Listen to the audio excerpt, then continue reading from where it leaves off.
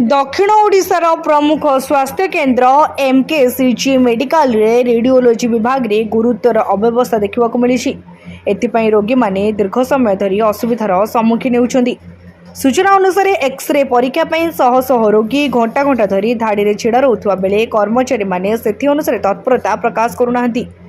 अनेक क्षेत्र में रोगी मानक एक्सरे होई न पारि समाने निराश होई पेरुछन्ति।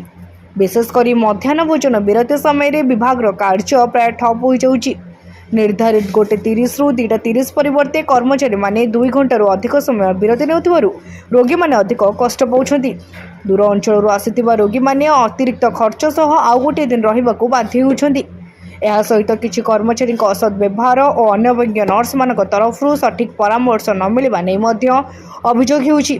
एपरी परिस्थिति में मेडिकल अधीक्षक डॉक्टर दुर्गा प्रसाद शतपथी नियंत्रण और परिचालन उपरे प्रश्न उठुछि। एने मानव अधिकार सुरक्षा मंचर आवाहक आईनजीवी अवनी गया कहते मध्याह्न विरति नाम रोगी मानक असुविधा पकाइबा युक्तियुक्त नुहे। विभिन्न विभाग में पाली करी काम को अतिरिक्त कर्मचारी को नियोजित करने सह डाक्तर नर्स और कर्मचारी कार्य समय समस्त विभाग सूचना फलक स्पष्ट भाव दर्शाइबा से दाबी कर प्राय केते लोग सब जमा रिपोर्ट काउंटर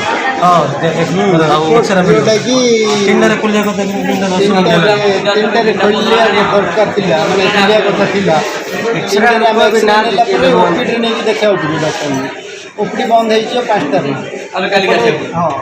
टाइम देखो के 3:10 है खोलिया ना काउंटर सेपटे एक्सरे लाइन रही देखुना बाहर माने बाहर लोक नहीं देखी दौरान थी लोक देखुना एपटे 3टा रिपोर्ट देवी कही दौना मैंने खोला ही पर्यटन काउंटर से ओपीडी बंद हो 5टा जी दूर दूरांतर आसो समस्त तो लोकाल लोक नुहति ना किए गाड़ी भड़ा कर पेसेंट नहीं आसूसी हाँ सी पुणी काली आसो काली आसले आज डेट डॉक्टर काली नथिबे आउ से कहबा आ नेक्स्ट सप्ताह आसो।